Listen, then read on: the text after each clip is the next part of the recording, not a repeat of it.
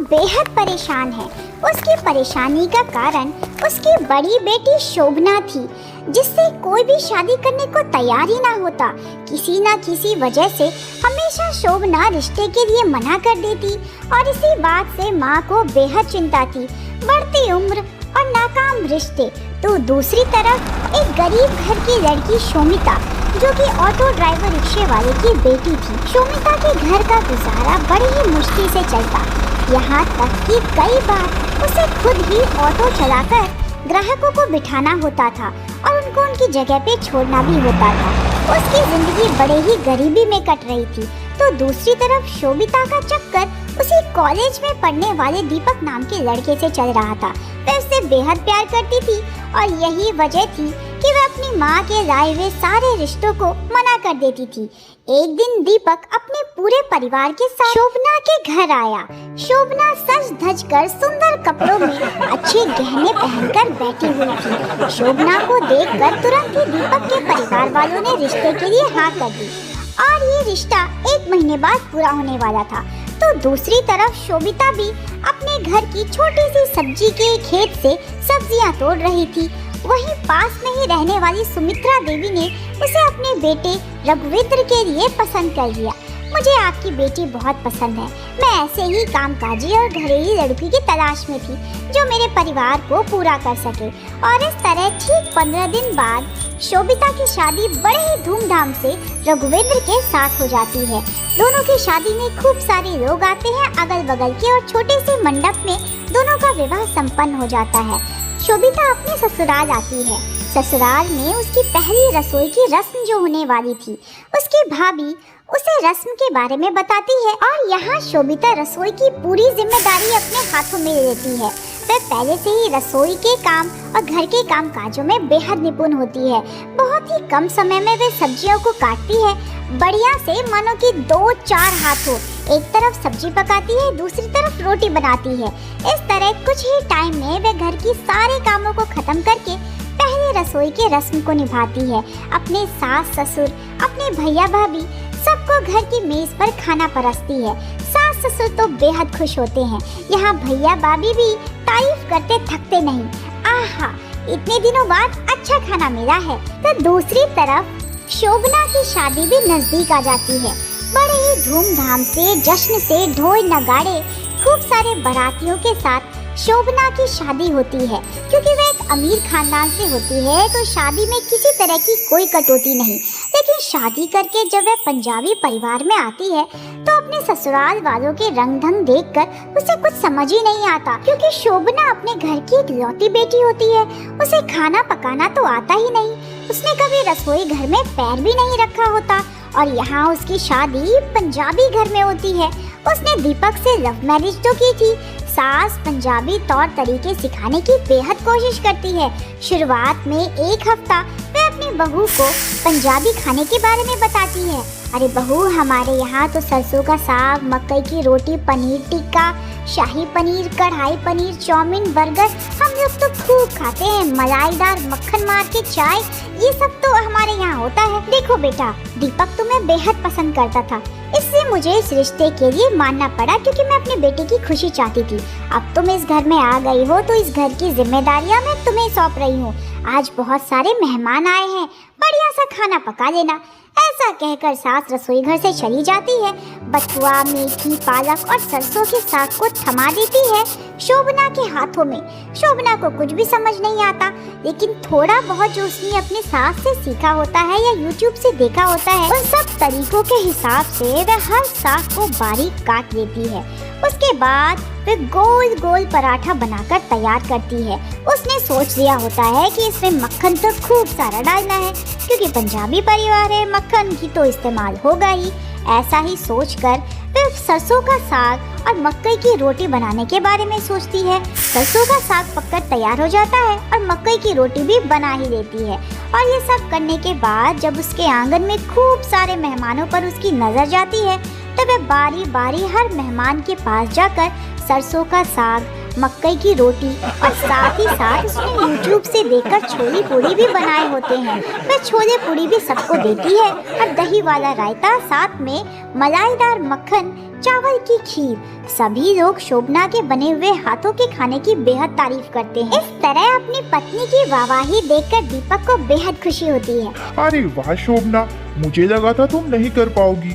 मुझे लगा तुमने कभी खाना ही नहीं पकाया। तो क्या हुआ, वैसे भी आपकी मम्मी ने मुझे सब कुछ सिखा दिया था, तो मुझे सब कुछ आ गया। इस तरह परिवार में रहने वाले सभी लोगों का जल्द ही शोभना दिल जीत लेती है। एक दिन वह पति के साथ बड़े से मॉल में आती है। उसे अपने लिए खूब सारे कपड़े जो खरीदने होते हैं। घर में उसकी मुंह दिखाई 10 दिन बाद होती है। उसकी नज़र एक पटियाला सूट और साथ ही साथ बालों में बहुत ही सुंदर परामदा और झुमकों पे जाती है। तो वहीं दीपक की नज़र एक प्यारी सी लाल साड़ी पर जाती है। लेकिन शोभना उस पटियाला सूट को ही पहनती है। उसने पहले से ही सोच रखा था कि मुझे अब इस परिवार में घुलना मिलना होगा। वैसे भी मुझे मेरी सासू माँ ने इतना सारा प्यार दिया है, इतना बढ़िया बढ़िया खाना बनाना सिखाया है, मैं उनकी उम्मीदों पर पानी नहीं फेर सकती। ऐसा सोचकर वह YouTube से बढ़िया सा परांदा बनाना भी सीख जाती है।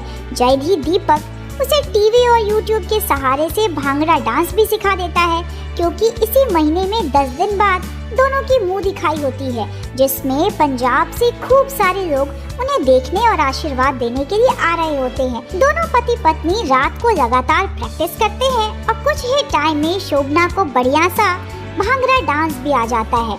और तो और वे YouTube से देखकर बढ़िया सा परांदा का स्टाइल भी सीख ही लेती है। और आखिरकार वो दिन आता है जब दोनों की पहली बार पूरे गांव समाज के सामने मुंह दिखाई होती है।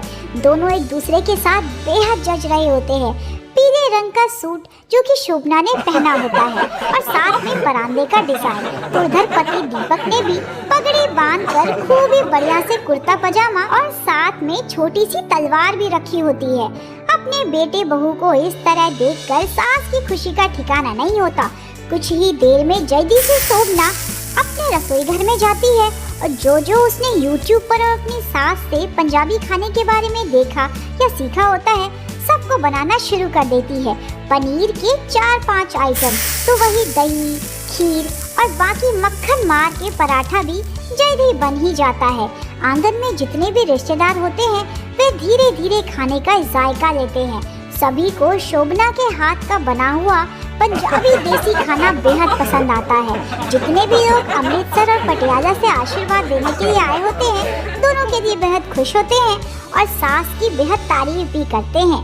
सास ये सब देखकर फूले नहीं समाती, अपनी बहू की नजर उतारती है और उसको खूब सारा प्यार भी देती है।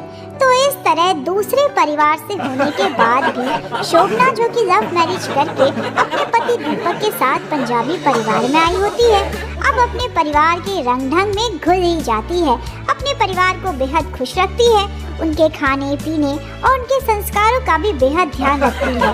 खाना खाने के बाद सारे रिश्तेदार गार्डन एरिया में आकर खूब सारा भांगड़ा करते हैं और इस बार शोभना और दीपक ने भी धूम मचा दी। सबकी नजरें उनकी तरफ थी। उनकी शादीशुदा जिंदगी बहुत अच्छी चल रही थी। दोनों एक दूसरे के साथ बेहद खुश थे। तो दूसरी तरफ शोभिता भी अपनी रसोई घर में खाना पका रही थी, लेकिन उसे वो स्वाद नहीं आ रहा था, क्योंकि वे तो शुरू से ही गांव से थी। इसलिए उसने ताज़ा ताज़ा सब्जियां तोड़ के खाने की आदत लगी हुई थी।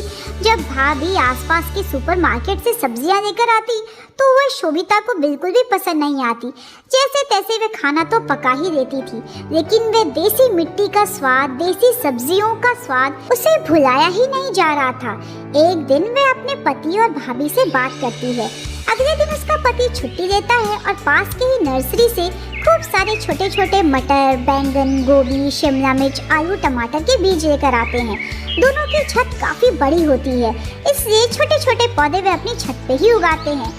सास ससुर भी ये देख के बेहद खुश होते हैं। कुछ ही दिनों में छत पर ताज़ा टमाटर, शिमला मिर्च, गोभी, आलू और शकरकंदी जैसे बढ़िया से पौधे निकल कर आते हैं।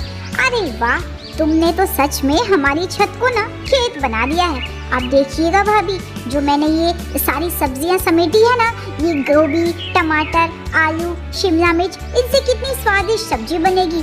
आप भी कहेंगी कि अरे वाह, तुमने तो सच में खाने का स्वाद ही बदल दिया। और ऐसा ही होता है, छत से सारी सब्जियां लाने के बाद उसे सिलबट्टे पर अदरक, टमाटर और लहसुन के साथ चटनी पीसकर तैयार करती है। साथ ही साथ आलू के मजेदार पराठे भी बनाती है, मटर के कोफ्ते, गर्मा गर्म अजवाइन डालकर प्याज के पकोड़े और साथ में हरी मिर्च और लहसुन अदरक की चटनी। जब वह सारे खाने को अपनी सास, पति और भाभी को परोसती है तो सब सच में उसकी तारीफ करते हैं। सास बेहद खुश होती है, वाह बहू, ऐसा खाना तो आज से पहले कभी नहीं खाया। सच में जब से तुमने ये देसी सब्जियां छत पे लगाई है ना, खाने का तो जायका ही बढ़ गया है। और अब शोभिता भी बेहद खुश होती है क्योंकि उसे मनचाहा स्वाद जो मिलता है। और वे बढ़िया बढ़िया देसी सिलबट्टे पर चटनी, चूल्हे पर रोटी और सब्जी बनाकर तैयार करती है, खुद भी खाती है और अपने परिवार वालों को भी खिलाती है। और इस तरह अरेंज मैरिज करने के बाद भी शोभिता और उसका पति दिग्विजय खुशी खुशी जीवन बिताते हैं। इस तरह की भावनात्मक मनोरंजक कहानियों के लिए चैनल के साथ जुड़े रहे।